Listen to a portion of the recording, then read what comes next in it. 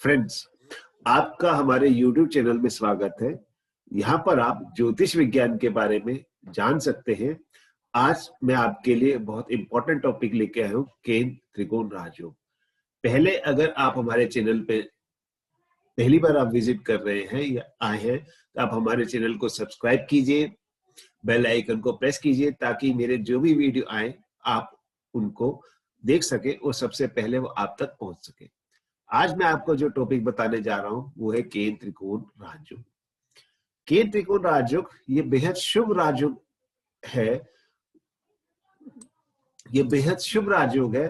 इसके बारे में मैं आपको डिटेल में बताऊंगा कि ये राजयोग कैसे बनता है, ये राजयोग कैसे बनता है, इस राजयोग से आप क्या क्या लाभ उठा सकते हैं, इस राजयोग को बनने के क्या क्या नियम है, इस राजयोग के बनने के क्या क्या नियम है, राजयोग कैसे भंग होता है, राजयोग को आप कैसे एक्टिवेट कर सकते हैं, यानी मैक्सिमम आप बेनिफिट उठा सकते हैं, और क्या आपके कर्म होते हैं, कर्मों के अनुसार या ग्रहों के कारक तत्व के अनुसार आप किस प्रकार से इन राजयोगों को आप फायदा उठा सकते हैं, इन राजयोगों को आप कैसे प्रबल करें, यानी क्या उपाय करें या क्या हमें करना चाहिए अगर कुंडली के अंदर ये योग है तो उससे हम मैक्सिमम बेनिफिट उठा सकें।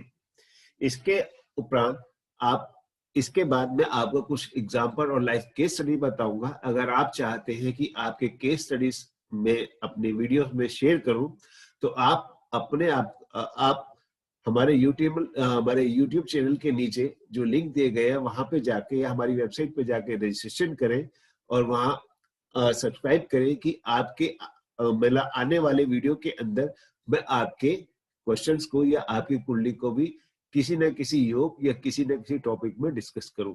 अगर हम ऐसा करते हैं तो आपको हम ईमेल या एसएमएस के थ्रू या व्हाट्सएप के थ्रू आपको मैसेज दे देते हैं कि इस टॉपिक के अंदर आपकी कुंडली को मैंने लिया है। यहाँ पे आप सबसे पहले ये जानेंगे कि सेंटर और ट्राइन क्या है।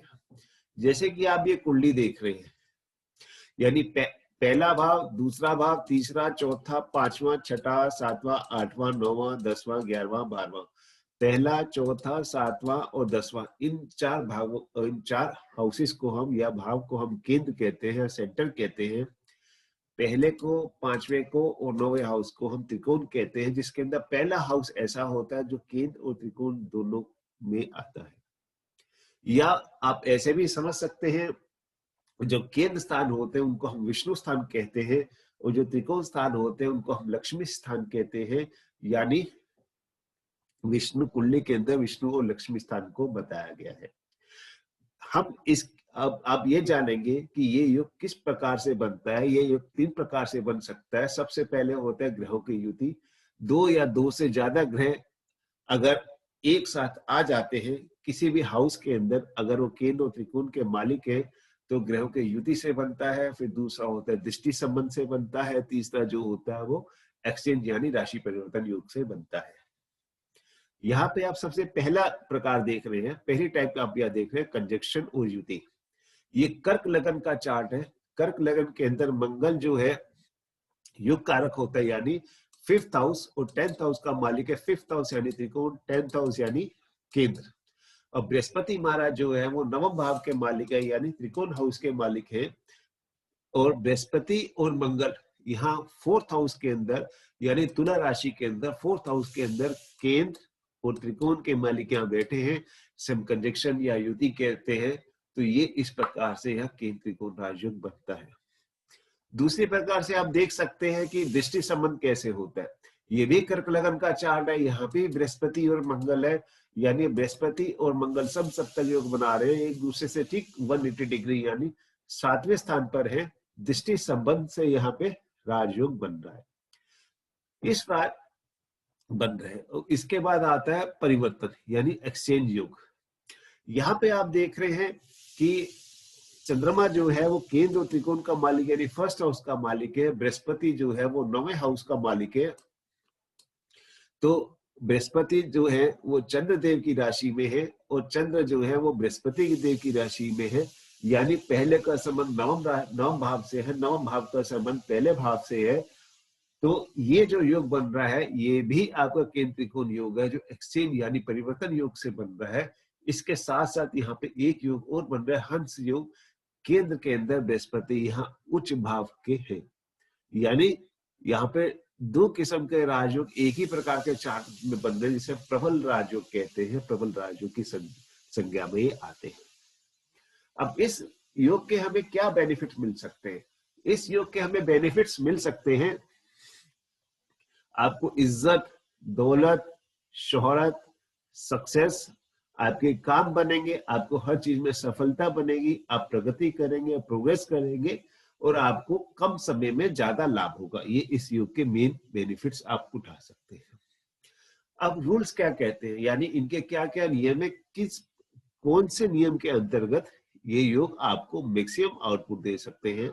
अगर जिन भी ग्रहों से ये योग बन रहा है, जिन भी ग्रहों से योग बन रहा है, अगर वो अपनी उच्च राशि के आते हैं, मूल त्रिकोण राशि के आते हैं, अपनी राशि में आते हैं, मित्र राशि के आते हैं, ये शुभ ग्रहों के संदर्भ में आते हैं, तो योग को बल मिलता है। ये योग आपको बहुत अच्छे रिजल्ट्स देगा। अब हम ये देखते हैं कि ये योग भंग कैसे होता है, यानी कैंसिलेशन कैसे होता है।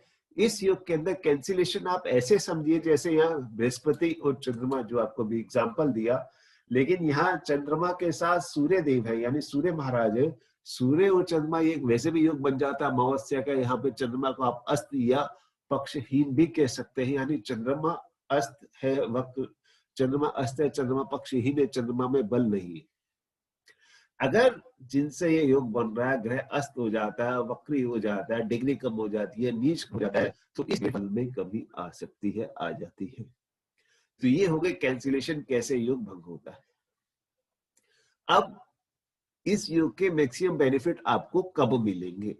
इस योग के मैक्सिमम बेनिफिट आपको मिलेंगे जब इनकी दशा और अंतरदशा आएगी, यानी जब जिनसे ये योग बन रहा है, जैसे बृहस्पति और मंगल से योग बन रहा है, तो बृहस्पति की दशा या मंगल की दशा में ये योग आपको मैक्सिमम बेनिफिट देगा, या और ज्यादा अगर आप बेनिफिट कह सकते हैं, जैसे आप प्रबल राजयोग कह सकते हैं।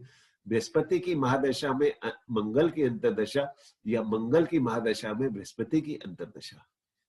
आप प्रत्यंतर दशा भी ले सकते हैं। प्रत्यंतर दशा क्योंकि और छोटी होती है तो योग का फल उतना ही होगा। मीन या देखा जाता है महादशा और प्रत्यंतर दशा, महादशा और अंतरदशा, और मैक्सिमम प्रत्यंतर दशा तक जा सकते हैं। उससे नीचे सूक्ष्म दशा के लिए तो ये दशा बहुत छोटी रहती है, इसलिए हम इन दो चीजों को देखते हैं। अब देखते हैं थ्योरी ऑफ कर्मास। अब थ्योरी ऑफ कर्मास क्या है कि ग्रहों के कारक तत्व क्या होते हैं। जैसे बृहस्पति के कारक तत्व होते हैं ज्ञान, समृद्धि, स्पिरिचुअलिटी, धर्म, यानी सही कर्म को करना, वो पॉजिटिविटी के कारक होते हैं। और दूसरी ओर जो नेगेटिविटी कारक होते हैं, जैसे राहु हो गया, केतु हो गए, ये बैड हैबिट्स हो गए, जैसे आप बहुत ज्यादा व्यक्ति शराब पीने की आदत लग जाती है या कुछ ऐसे व्यसनों में पड़ जाता है, वो छूट नहीं पाते हैं। तो इन चीजों को हमें ध्यान में रखना चाहिए। अगर हम कुंडली के अंदर बृहस्पति से कोई योग बन रहा है, या बृहस्पति से योग बन रहा है, या बृहस्पति को हमें एक्टिवेट करना है, तो बृहस्पति के कारक तत्व को हम एक्टिवेट करेंगे। यानी कि व्यक्ति को धर्म में, स्पिरिचुअलिटी में थोड़ा ज्यादा ध्यान देना चाहिए, और ऐसी नेगेटिव चीजें जैसे शराब हो गया, लिक्विड हो गया, जुआ हो गया, मांस खाना हो गया, ये सब छोड़ देना चाहिए। अगर राहु देव कुंडली में एक्टिवेट हो जाते हैं, यानी नेगेटिविटी बढ़ जाती है, तो व्यक्ति जैसे गुटखा खाना, धूम्रपान करना, शराब का पीना, इन व्यसनों में ज्यादा पड़ जाता है। अगर हम किसी को बताते हैं कि आपको ये उपचार करना है, यानी आपको ये रेमेडीज करनी है या ये मंत्र करने हैं, तो उसके अंतर्गत भी आपको ये सब छोड़ना पड़ेगा, तभी जितनी वैदिक पाठ पूजा है वो आपको मैक्सिमम और अच्छा फल दे पाएंगी। अब हम इन, अगर कुंडली में हमारे ये योग है, तो हम इनको कैसे एक्टिवेट करें, यानी कैसे इन्हें स्ट्रॉन्ग करें। तो ज्योतिष के अंदर जो बताया जाता है कि सबसे पहले जो मेन प्रश्न में आते हैं वो जेमस्टोन्स, हमें किन अवस्थाओं में किन ग्रहों के अनुकूल जेमस्टोन डालने चाहिए। आप किसी से भी संपर्क कर सकते हैं, जो भी आपके पास एस्ट्रोलॉजर्स हैं, आप उनसे पूछ सकते हैं, वो आपको बेटर गाइड करेंगे। रुद्राक्ष, रुद्राक्ष की जो रेज होती है वो बॉडी में अब्सॉर्ब होती है, वो आपको पॉजिटिव एनर्जी देती है। मंत्र यानी बीज मंत्र। बीज मंत्रों की अपनी एक शैली है, यानी बीज बीज मंत्र आपको बहुत अच्छे रिजल्ट दे सकते हैं। बीज मंत्र आपको कैसे करने चाहिए, कितने करने चाहिए, एक साथ कितने ग्रहों के करने चाहिए, इनके ऊपर मैं अलग से पूरी डिटेल में डेमो दूंगा, तो आप इसे जान सकते हैं।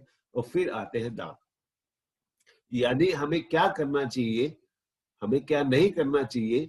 तो इन उपायों के माध्यम से अगर ये योग है, मान लीजिए आपकी कुंडली में केंद्र त्रिकोण योग है, वो ग्रह अस्त हो रहा है या वक्री है या नीच का है, आपको फल नहीं मिल पा रहा। और ये मैंने बहुत से केसेस में देखे हैं कि केंद्र और त्रिकोण राजयोग है, लेकिन वो उनको फल नहीं मिल पाता। ऐसे ही कुछ मैं चीजें अभी आपको नीचे दिखाने ले जा रहा हूँ एग्जाम्पल्स के अंदर। और सबसे इंपॉर्टेंट, ये योग कब फल नहीं देता, अगर कुंडली के अंदर लगन दोष है, अगर लगन आपकी वीक है, कमजोर है, तो ये आपको फल नहीं दे पाएगा या बहुत कम फल दे पाएगा। इसलिए सबसे पहले लगन को स्ट्रॉन्ग करना पड़ेगा, तो ये योग फिर आपकी कुंडली में एक्टिवेट होगा। अब जैसे हम यहाँ पहला एग्जांपल देख रहे हैं, कैंसिलेशन ऑफ दिस राजयोग, यानी ये राजयोग कब खराब होगा। जैसे कि यहाँ देख रहे हैं कर्क लगन का चार्ट है, शुक्र महाराज जो 4th हाउस के मालिक है, 4th हाउस के मालिक है, मार्स जो 5th हाउस के मालिक है, वो 1st हाउस में बैठे हैं। यानी सूर्य के साथ बुध, मंगल और शुक्र है। मंगल यहाँ नीच अवस्था में है, सूर्य के साथ शुक्र और बुध यहाँ पे अस्त हो रहे हैं, यानी मंगल और शुक्र दोनों के अंदर दिक्कत आ रही है। तो ये योग यहाँ पे एक्टिवेट नहीं हो पाएगा। यहाँ पे इन्हें उपाय करने पड़ेंगे ताकि मंगल जो केंद्र त्रिकोण का मालिक भी है, योग कारक भी है, इन्हें मैक्सिमम आउटपुट दे सके और उपायों के माध्यम से वो मैक्सिमम आउटपुट यहाँ ले सकते हैं। दूसरा एग्जाम्पल हम देखते हैं सेंटर और केंद्र और त्रिकोण योगा का, सेंटर टाइन योगा का, यानी दृष्टि संबंध के थ्रू। ये आपका मेष लगन का चार्ट है, यानी एरिस एसेंडेंट, जिसके अंदर आपके मंगल और बुध बैठे हैं। 4th हाउस में आपके बृहस्पति जो उच्च के बैठे हैं। 10th हाउस के अंदर चंद्रमा जो मकर राशि के बैठे।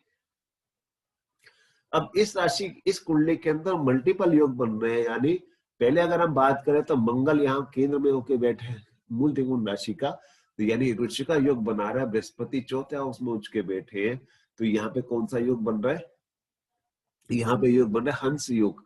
और बृहस्पति और चंद्रमा जो आमने सामने यानी 180 डिग्री एंगल पे है, सप्तम स्थान पे है, तो यहाँ पे क्या योग बन रहा है, यहाँ पे गज केसरी योग बन रहा है। तो तीन राजयोग एक साथ है। इसी योग के साथ यहाँ पे केंद्र और त्रिकोण योग भी बन रहा है। बृहस्पति जो नवम के मालिक है, चंद्रमा जो केंद्र के मालिक है, केंद्र और त्रिकोण दोनों आमने सामने बैठे हैं। और इस समय इन व्यक्ति के ऊपर यानी इन पर इस समय बृहस्पति महाराज की महादशा चल रही है, यानी सोने पे सुहागा। जब केंद्र और त्रिकोण योग के अंदर गज केसरी योग का निर्माण हो जाता है, या हंस योग या पंच महापुरुषा योग का निर्माण हो जाता है, यह तीन राजयोग मिला के तीन राजयोग इस कुंडली में है, और चौथा केंद्र त्रिकोण राजयोग इस कुंडली में है।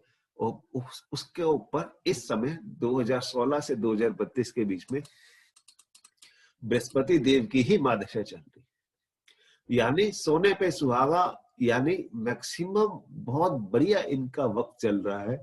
इस समय अगर इनको रिजल्ट्स नहीं मिल पा रहे हैं, तो इस योग को इनको एक्टिवेट करना पड़ेगा, तो ये इनको मैक्सिमम इनकी आउटपुट मिलेगी और इनको बहुत अच्छे फायदे मिलेंगे।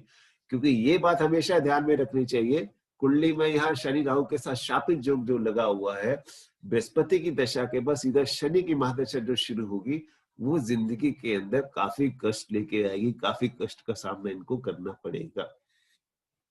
एक और एग्जांपल हम यहाँ पे लेते हैं केंद्र त्रिकोण राजयोग का। ये धनु लगन का चार्ट है।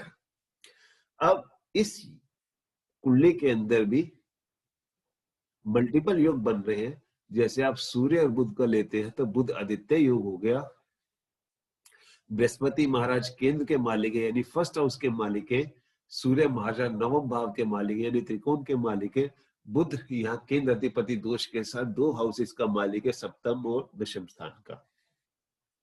सूर्य और गुरु भी यहाँ केंद्राधिपति योग बना रहे हैं, बुध और गुरु भी यहाँ केंद्राधिपति योग बना रहे हैं। यानी सूर्य और बुध की मित्रता है, सूर्य और बृहस्पति की मित्रता है, ये प्रबल किस्म का राजयोग है, केंद्र त्रिकोण राजयोग है सूर्य और बुध के साथ, यानी बुध आदित्य योग के साथ, सूर्य और गुरु के साथ। तो ये जो कुंडली है इसमें भी अगर इनको रिजल्ट्स नहीं मिल पा रहे हैं, क्योंकि जहां पे भाग्य प्रबल हो जाता है, अब इस कुंडली में भाग्य प्रबल है, सारे योग एक साथ है लगन और सप्तम स्थान पे, यानी लगन मीन्स में सप्तम स्थान यानी विवाह यानी पति और पत्नी का स्थान। तो यहां से इनको वो बिजनेस का स्थान, यानी इस व्यक्ति का बिजनेस बहुत अच्छे और हाई लेवल का होना चाहिए, पति या पत्नी से इन्हें बहुत ज्यादा बेनिफिट्स यानी संपत्ति वगैरह भी मिलने के चांसेस है, इनको मिलनी चाहिए अगर ये योग एक्टिवेट नहीं होता है कुंडली के अंदर। यानी मान लीजिए इनको बिजनेस सेटल ही नहीं हो पा रहा है, करने की कोशिश करें आज तक सेटल ही नहीं हो पाया है, और पति या पत्नी पक्ष से भी बहुत ज्यादा इनको बेनिफिट्स नहीं हो रहे हैं, तो इन्हें इन योग को एक्टिवेट करना पड़ेगा, तो इनकी समस्या का समाधान हो सकता है। अब आप यहां देखते हैं एक और किस्म का राजयोग, ये भी केंद्र और त्रिकोण राजयोग है। इस योग के अंदर आप देखेंगे कि ये मीन लगन का चार्ट है। यहाँ पे जो बुध है पंच महापुरुषा योग के अंदर, यहाँ भी बुध योग बना रहा है। बृहस्पति महाराज केंद्र यानी फर्स्ट हाउस के मालिक होके यहाँ थर्ड हाउस में बैठे हैं। चंद्रमा जो है वो त्रिकोण का मालिक होकर नवम हाउस में नीच के होकर बैठे हैं, और साथ में ये गज केसरी योग का भी निर्माण हो रहा है। यानी नवम स्थान जो भाग्य का ही स्थान होता है, नवम स्थान जो भाग्य का ही स्थान नवम स्थान जो भाग्य का ही स्थान होता है, अगर वहां पे गज केसरी योग का निर्माण हो जाता है, जो बृहस्पति का जनरली अपना स्थान है, चंद्रमा और बृहस्पति की परम मित्रता है, और यही दोनों मिलके आपका केंद्र और त्रिकोण राजयोग भी बना रहे हैं। दृष्टि संबंध से बना हुआ केंद्र और त्रिकोण राजयोग प्रबल होता है, और इस समय इन व्यक्ति के ऊपर यानी इन पर बृहस्पति की ही महादशा चल रही है, यानी गोल्डन टाइम चल रहा है, अपनी लाइफ का इनका गोल्डन टाइम चल रहा है, जिसका ये इनको भरपूर फायदा उठाना चाहिए।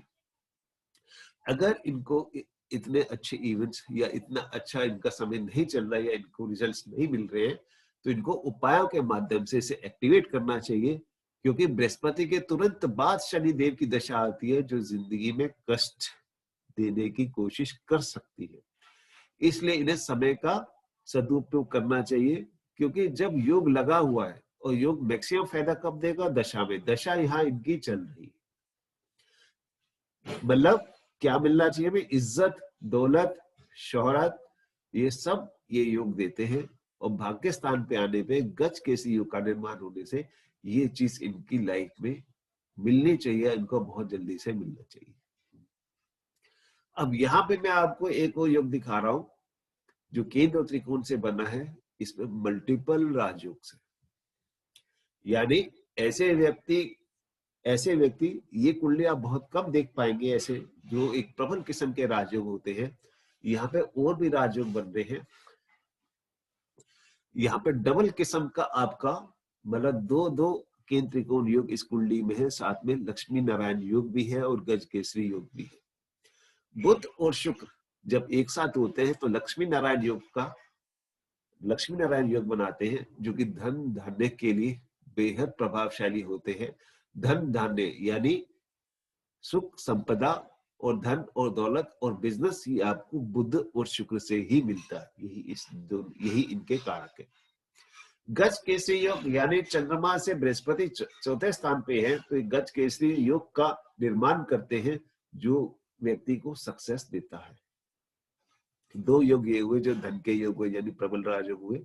अब तीसरा योग आप यहाँ देखेंगे, केंद्र और त्रिकोण के मालिक यानी बृहस्पति शुक्र इस कुंडली के अंदर योग कारक में है, यानी उनको दो राशियां मिलेगी, एक ये पंचम स्थान पे वृषभ राशि, दशम स्थान पे तुला राशि, यानी केंद्र और त्रिकोण के मालिक होके लगन में बैठे हैं। युग कारक ग्रह है, युग कारक ग्रह कुंडली का सबसे अच्छा ग्रह होता है और सबसे पावरफुल ग्रह होता है, और वो केंद्र में बैठने से यानी फर्स्ट हाउस में बैठने से उसकी इंपॉर्टेंस या उसका करेक्टर या उसके गुण इनके बहुत ज्यादा बढ़ जाते हैं। बुध महाराज त्रिकोण भाव के मालिक है यानी नवम भाव के मालिक है। शुक्र और बुध यहाँ पे बैठे लगन में लक्ष्मी नारायण योग के साथ आपको मिलके बना रहे केंद्र त्रिकोण योग यानी एक किस्म केंद्र त्रिकोण योग। इसके बाद एक योग आपको बताया था ये राशि परिवर्तन से भी होता है यानी लगन के मालिक शनि नवम भाव में बैठे हैं और नवम भाव के मालिक बुध यानी बुध यहाँ फर्स्ट हाउस में बैठे। तो यानी राशि परिवर्तन से भी यहाँ केंद्र त्रिकोण योग बन रहा है। एक कुंडली में दो किस्म से केंद्र त्रिकोण योग है, लक्ष्मी नारायण योग और गज केसी योग के साथ। यानी ऐसे व्यक्ति अगर किसी चीज को छू देते हैं, छूने मात्र से ही वो सोना बन जाती है। यानी जहां भी वो जाते हैं इनको बैठे बिठाए धन मिलता है, इनको ज्यादा मेहनत नहीं करनी पड़ती। अगर ऐसे व्यक्ति को भी इस योग के बेनिफिट नहीं मिल रहे हैं तो उनको उपायों के माध्यम से इन योगों को एक्टिवेट करना चाहिए ताकि उन्हें ये मैक्सिमम इनके आउटपुट मिल सके। ये मैंने कोशिश की है आपको केंद्र त्रिकोण योग को बताना, केंद्र और त्रिकोण योग क्या होते हैं उनको बहुत अच्छे तरीके से समझाया है बहुत थोड़े टाइम में ताकि आप समझ सके। अगर आपको मेरा ये वीडियो अच्छा लगे आप इसे लाइक कीजिए, शेयर कीजिए ताकि ज्यादा से ज्यादा लोगों तक ये पहुंच सके। और आप मेरे YouTube चैनल को भी सब्सक्राइब कीजिए ताकि जैसे ही मैं कोई वीडियो अपलोड करूं आप तक पहुंचे और आप उसको देख सकें और ज्योतिष शास्त्र के रहस्यों को समझ सकें। नमस्कार जी।